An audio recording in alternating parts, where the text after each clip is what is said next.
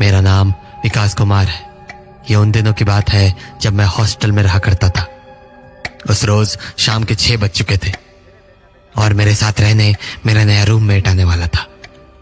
तभी मेरे दरवाजे पर किसी ने खटखटाया, तो मैंने अपने फोन को साइड में रखा और जाकर दरवाजा खोल दिया। मेरे सामने एक लड़का खड़ा था और उसके हाथों में 2 बड़े बैग्स थे। उसे देखकर मैं समझ गया कि वही मेरा नया रूममेट है। मैंने एक स्माइल दी और उससे कहा, हाय, मैं विकास, अंदर आ जाओ। उसने पलटकर कुछ भी नहीं कहा। वो कमरे के अंदर आया और पूरे कमरे को देखने लगा। मुझे लगा शायद उसे मेरी बात सुनाई नहीं पड़ी, तो मैंने फिर से बोला, काफी छोटा कमरा है ना? उसने फिर से कोई जवाब नहीं दिया और चुपचाप अपने बैग्स को दीवार के पास रख दिया। अब मुझे भी चिढ़ सी होने लगी थी, तो मैंने उससे आगे कुछ भी नहीं कहा। कभी तो वो अपने बैग्स को देखता, तो कभी सामने की खिड़की को, मानो वो किसी को ढूंढ रहा हो। मुझे उसकी हरकतें थोड़ी अजीब तो लग ही रही थी, पर जब मैंने उसे ध्यान से देखा तो मुझे वो और भी ज्यादा अजीब लगने लगा। उसके चेहरे पर कोई भी भाव नहीं थे और उसकी आंखें बाहर की ओर निकली हुई थी। मैंने सोचा ये जरूर कोई चर्सी है, तो मैंने उससे बात ना करना ही ठीक समझा। वो अब भी खड़े होकर खिड़की की ओर ही देख रहा था, पर तभी खिड़की के बाहर एक कौवा आकर बैठ गया। उस कौवे को देखकर न जाने क्यों वो लड़का मुस्कुराने लगा। मुझे अब पक्का यकीन हो चुका था कि वो लड़का नशा तो जरूर करता है। कुछ ही देर बाद वो अपने बेड पर जाकर सो गया और मैं बैठा बैठा अपनी किस्मत को कोसने लगा कि मुझे कैसा अजीब रूममेट मिल गया है। उसके बाद हमारे बीच कोई बातचीत नहीं हुई, पर उस रात जब मैं सो रहा था तो अचानक मुझे नींदों में कौवों की आवाज सुनाई देने लगी। धीरे धीरे वो आवाजें और भी तेज होने लगी। आवाज इतनी ज्यादा बढ़ गई कि मेरी नींद खुल गई। मुझे लगा मैंने कोई बुरा सपना देखा होगा, पर असल में वो कोई सपना नहीं था। मुझे अभी भी उन कौवों की आवाजें सुनाई दे रही थी। मुझे ये बात काफी अजीब लगी, क्योंकि खिड़की के बाहर तो घना अंधेरा था और बाहर कौवे दिख भी नहीं रहे थे। फिर एकदम से वो आवाजें शांत हो गई। तभी मेरी नजर अपने सामने वाले बेड पर पड़ी। मैंने देखा कि सामने वाले बेड पर तो कोई है ही नहीं और कमरे का दरवाजा भी हल्का सा खुला हुआ है। मैंने सोचा भला इतनी रात को वो लड़का कहाँ गया होगा। तभी दरवाजे के पास एक दस्तक हुई और वो लड़का कमरे के अंदर आया। अंदर आते ही वो मुझे घूरने लगा, मानो उसे किसी बात की चिढ़न हो। मैंने उससे कुछ नहीं कहा और अपने बिस्तर पर दूसरी ओर करवट लेकर सो गया। मुझे अब पक्का यकीन हो चुका था कि वो लड़का कुछ तो अजीब है, इसलिए मैंने उससे दूरी बनाकर रखना ही बेहतर समझा। अगली सुबह जब मेरी नींद खुली तो मैंने फिर से कौवों की आवाजें सुनी। पलट कर देखा तो वो लड़का रूम के बीचों बीच खड़ा होकर खिड़की की ओर देख रहा था और खिड़की के बाहर ढेर सारे कौवे बैठे हुए थे। मुझे ये बात बहुत ही अजीब लगी, क्योंकि ऐसा पहले कभी नहीं हुआ था। मैंने उस लड़के की ओर दोबारा देखा। वो फिर से अपने बैग्स को घूरे जा रहा था। मैं उसे देख ही रहा था कि उसने अपनी नजरें घुमाकर मेरी ओर कर ली और एक टक मुझे घूरने लगा। उसकी इन हरकतों के कारण मुझे अब थोड़ा डर लगने लगा था, पर मैंने उस पर ध्यान न देना ही बेहतर समझा। कुछ ही देर में मैं कॉलेज के लिए निकल गया और जब शाम को लौटा तो देखा कि वो लड़का अपने बिस्तर पर बैठा लैपटॉप चला रहा है। पर जैसे ही मैं कमरे में घुसा वो मेरी तरफ देखने लगा और फिर मुस्कुरा दिया। मुझे ये बात अजीब तो लगी, पर फिर मैं भी उसे देखकर मुस्कुरा दिया। मैंने सोचा क्या पता आज उसका मूड अच्छा हो, तो मैंने उससे पूछा, तुम्हारा नाम क्या है? उसने जवाब नहीं दिया, तो मुझे लगा वो फिर से मेरी बातों को अनसुना कर रहा है। पर तभी वो बोला, विवेक, मेरा नाम विवेक है। ओह अच्छा, तुम कौन से कॉलेज में हो? अब की बार उसने कोई जवाब नहीं दिया। वो बस मुझे एक टक घूरता रहा, तो मैंने भी आगे कुछ नहीं पूछा और अपने बेड पर जाकर लेट गया। उस रात हमारे बीच और कोई बात नहीं हुई। मैं कॉलेज का काम करते करते सो गया, पर देर रात जब मेरी नींद खुली तो सामने का नजारा देखकर मेरी रूह कांप गई। वो लड़का अपने बेड पर बैठा मुझे ही घूर रहा था। मेरा दिल बहुत तेजी से धड़कने लगा।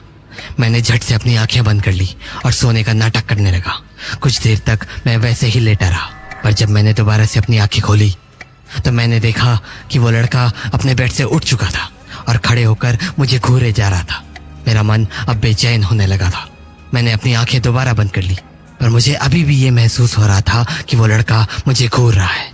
तो मैंने करवट बदल ली और गहरी नींद में होने का नाटक करने लगा। कुछ देर मैंने कोई हरकत नहीं की, ना ही मैंने अपनी आंखें खोली, पर तभी मेरे कानों के पास उसकी आवाज आई। सुनो, सुन रहे हो ना? मुझे पता है तुम जाग रहे हो। उसकी आवाज सुनकर मेरी तो जैसे जान ही निकल गई।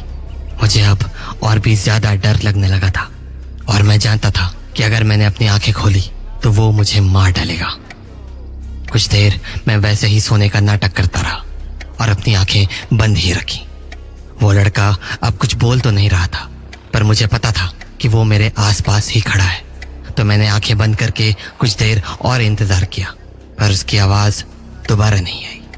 कमरे में बिल्कुल सन्नाटा था, पर मेरी हिम्मत भी नहीं हो रही थी कि आंखें खोलकर अपने पीछे देखूं। तभी पिछली रात की तरह मुझे कौवों की आवाजें आनी शुरू हो गई और फिर जब मैंने हिम्मत करके अपनी आंखें खोली और पलट कर देखा तो मुझे उस लड़के का पलंग खाली दिखा और कमरे का दरवाजा भी खुला हुआ था। मैं समझ गया कि वो पिछली रात की तरह ही कहीं बाहर गया हुआ है, पर बेड से उठने की मेरी हिम्मत नहीं हुई। तो मैं वैसे ही लेटा रहा और कुछ ही देर में मेरी आंख लग गई। अगली सुबह जब मेरी नींद खुली तो मैंने देखा कि वो लड़का अब भी कमरे में नहीं था, पर कमरे में बहुत ज्यादा बदबू फैली हुई थी। मैंने पूरे कमरे में देखा, पर मुझे समझ नहीं आया कि आखिर बदबू आ कहां से रही है। तभी मेरा ध्यान उस लड़के के बैग्स की ओर गया। जैसे ही मैं बैग्स के नजदीक पहुंचा, बदबू बहुत ज्यादा तेज हो गई। मुझे लगा कि हो ना हो बदबू उसके बैग से ही आ रही है, तो मैंने उसके बैग्स को खोलकर देखने का सोचा। हालांकि मुझे इस बात का डर भी था कि कहीं वो लड़का कमरे में ना आ जाए, पर फिर भी डरते हुए मैंने उसका बैग खोल दिया। उस बैग में जो मैंने देखा उसे देखकर मेरे होश उड़ गए। अंदर 2 लंबी हड्डियां, एक खोपड़ी, शराब की बोतल और एक मरा हुआ कौवा रखा था। बदबू उसी कौवे से आ रही थी। मुझे अब सारी बातें साफ हो चुकी थी। दरअसल वो लड़का नशेड़ी नहीं था, वो काला जादू करता था।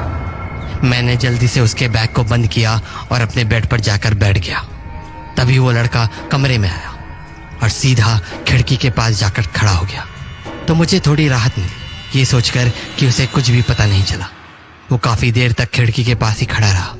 तब तक मैं कॉलेज के लिए तैयार हो गया, पर जैसे ही मैं दरवाजे के बाहर जाने लगा उसने कहा, अगर तुमने किसी को कुछ भी बताया तो तुम्हारे लिए अच्छा नहीं होगा। ये सुनते ही मेरी हालत खराब हो गई। मैं बिना कुछ कहे वहां से निकल गया। उसकी कही बात पूरे दिन मेरे दिमाग में चलती रही और फिर उस रात जब मैं अपने बिस्तर पर लेटा तो मैं पूरे वक्त यही सोच रहा था कि कहीं वो लड़का आज रात मुझ पर हमला न कर दे। धीरे धीरे रात गहराने लगी और मेरा डर बढ़ने लगा। तभी वो उठकर बैठ गया और कुछ देर तक मुझे देखता रहा। मेरी धड़कनें इतनी तेज हो चुकी थी कि मेरा बेड कांप रहा था।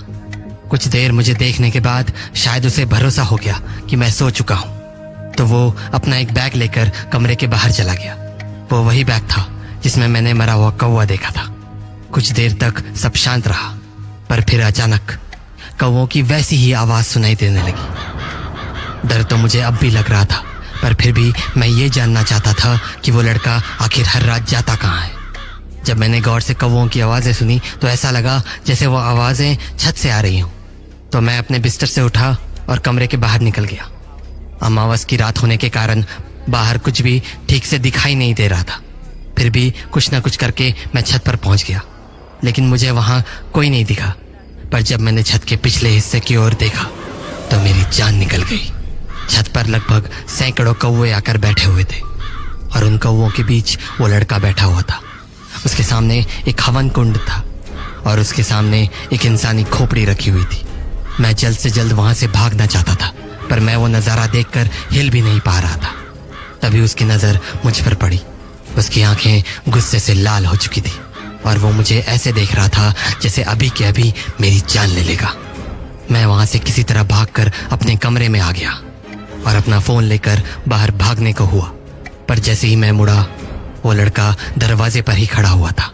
उसे देखते ही मैं उसके सामने गिड़गिड़ाने लगा। देखो, तुम प्लीज मुझे कुछ मत करो, प्लीज। मैं तुम्हारे बारे में किसी को कुछ नहीं बताऊंगा, प्लीज प्लीज प्लीज। वो कुछ देर मुझे ही देखता रहा और फिर उसने कहा, तुम्हें ऊपर नहीं आना चाहिए था। तुमने ऊपर आकर अच्छा नहीं किया। देखो प्लीज प्लीज, मैं किसी को कुछ नहीं बताऊंगा, प्लीज। वो दोबारा चुप हो गया और अपनी डरावनी आंखों से मुझे घूरता रहा। तो मैंने कहा, देखो, अगर तुमने मेरे साथ कुछ किया तो मैं सबको सब कुछ बता दूंगा। उसके लिए तुम्हें इस कमरे से जिंदा बाहर जाना होगा। देखो प्लीज, मैंने तुम्हारा कुछ भी नहीं बिगाड़ा है। प्लीज मुझे यहाँ से जाने दो, प्लीज। वो बस मुझे घूरे जा रहा था। तभी मेरे दिमाग में एक आइडिया आया। मैंने व्हाट्सएप पर अपने हॉस्टल का ग्रुप खोल लिया और रिकॉर्डिंग बटन ऑन कर दिया। देखो, मैं ये ऑडियो रिकॉर्ड कर रहा हूँ। अगर तुमने मेरे साथ कुछ भी करने की कोशिश की तो मैं ये ऑडियो सेंड कर दूंगा। मेरे ये कहते ही उसके चेहरे का रंग बदल गया। वो अब जरा परेशान दिखने लगा था। उसने मुझसे कहा, तुम ऐसा कुछ भी नहीं करोगे। देखो मैं मजाक नहीं कर रहा हूँ, मैं रिकॉर्डिंग सेंड कर दूंगा। ये कहकर मैं अपनी आवाज रिकॉर्ड करने लगा। हेलो, मैं विकास, रूम नंबर 13 का। मेरा रूममेट काला जादू करता है और ये मुझे नुकसान पहुंचाना चाहता है। Please help. जब मैंने ऑडियो रिकॉर्ड करके उसकी ओर देखा तो वो मुझे काफी घबराया हुआ दिखा। उसने दोबारा मुझसे कहा, रिकॉर्डिंग सेंड मत करना। पर मैंने उसकी नहीं सुनी और सेंड बटन दबा दिया। रिकॉर्डिंग सेंड करने के बाद जैसे ही मैंने उसकी तरफ देखा, उसने पता नहीं मुझे किससे मारा, पर मेरी आंखों के सामने अचानक अंधेरा छा गया। अगली सुबह जब मुझे होश आया तो मैंने देखा कि कमरे से उस लड़के का सामान और वो लड़का दोनों गायब हैं। तो मुझे लगा शायद मेरी रिकॉर्डिंग सेंड हो गई होगी और वार्डन ने उसे हॉस्टल से निकाल दिया होगा। पर जब मैंने अपने ग्रुप के चैट्स देखे तो उसमें कोई भी रिकॉर्डिंग सेंड नहीं थी। मुझे आज तक नहीं पता कि ऐसा कैसे हुआ, पर हाँ, उस रात मेरी जान जरूर बच गई, वरना न जाने क्या हो जाता।